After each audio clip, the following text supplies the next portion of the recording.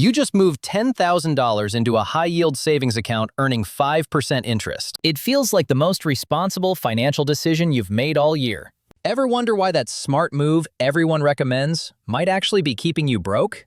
Meanwhile, your friends who gamble in the stock market keep getting richer. Today, I'll explain why high-yield savings accounts are a psychological trap disguised as financial wisdom. By the end, you'll understand exactly where your emergency fund should live and what you should actually be doing with everything else. Here's what's happening in your brain. You log into your savings account every few weeks and watch the number tick up. Last month, it was $10,000. This month, it's $10,042. Next month, maybe $10,084. It feels like winning, like you're finally doing money right.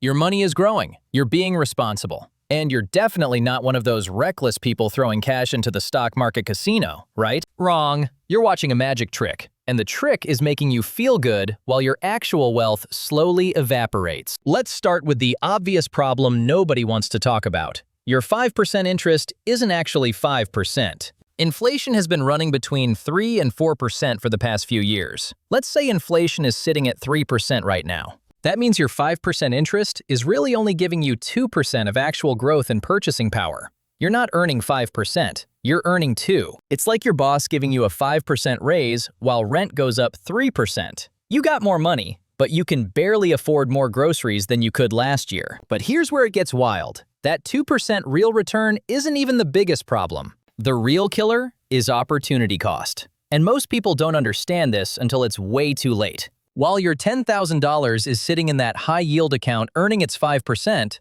the stock market has been historically averaging 10% annual returns.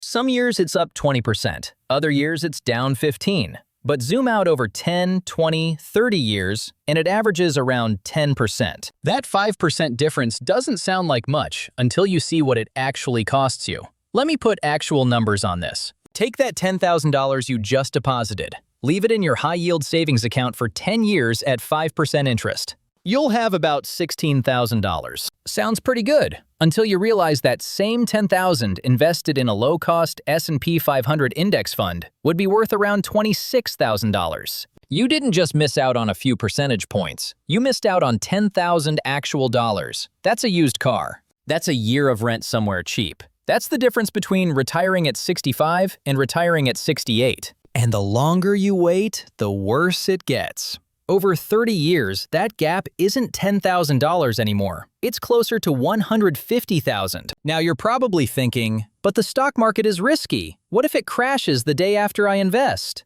Fair question, and markets do crash. They dropped hard in 2008 and tanked in 2020 when COVID hit. But here's what actually happens if you just leave your money alone and don't panic sell. Every single major crash in market history has recovered. Every single one.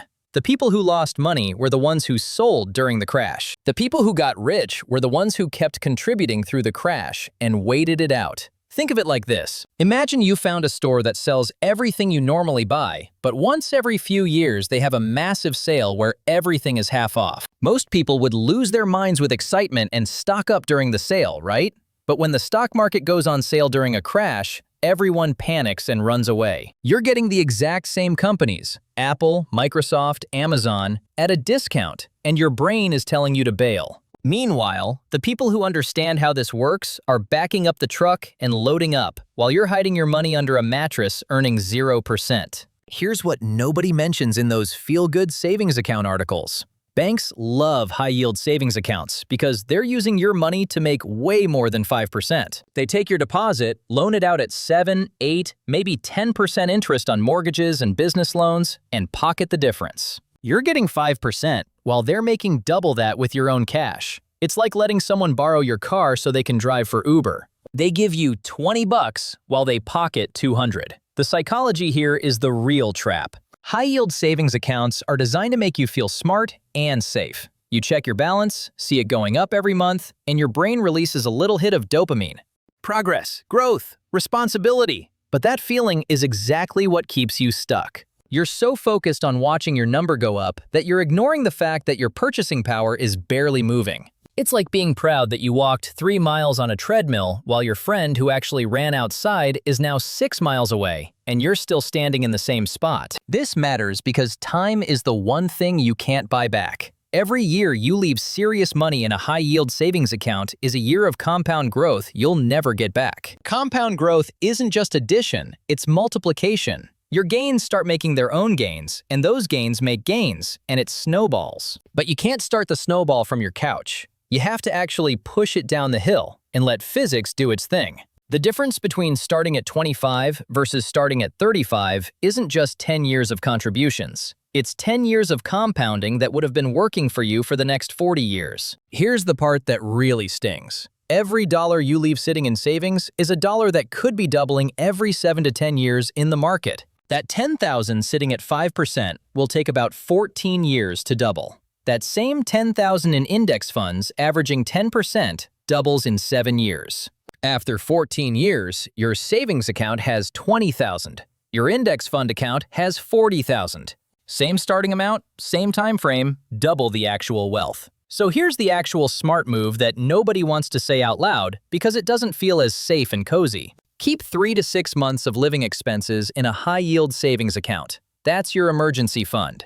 Car breaks down, lose your job, surprise medical bill, you've got cash you can grab immediately. That money isn't there to grow. It's there to keep you from going into debt when life punches you in the face. Everything else? Low-cost index funds. Not individual stocks where you're trying to pick the next Tesla. Not crypto where you're gambling on dog-themed coins.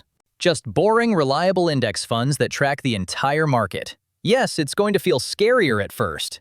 Yes, you're going to see your account balance drop sometimes, and your stomach is going to flip.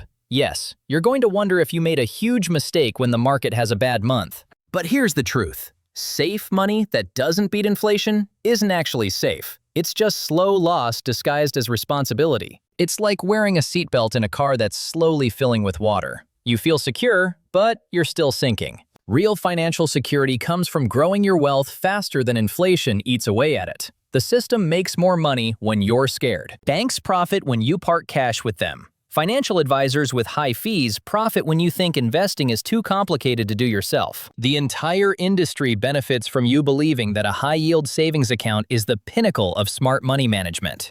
Meanwhile, the people actually building wealth figured out decades ago that you don't get rich by letting your money sit still. You get rich by putting it to work, accepting short-term volatility, and letting compound growth do the heavy lifting. Here's where we are and what you need to remember. A high-yield savings account earning 5% sounds great until you subtract 3 to 4% inflation and realize you're barely staying ahead. The real killer is opportunity cost. Missing out on 10% average stock market returns means leaving thousands, sometimes hundreds of thousands of dollars on the table over a lifetime. The psychology of watching your balance tick up every month feels good, but it's designed to keep you comfortable while you lose purchasing power. Banks use your deposits to make double what they're paying you. Keep 3 to 6 months of expenses in high-yield savings for emergencies. Everything else belongs in low-cost index funds, where compound growth actually works in your favor. And time is the one resource you can't get back. So here's the real question. Are you going to keep watching small numbers tick up while your purchasing power shrinks? Or are you ready to make the move that your future self will actually thank you for?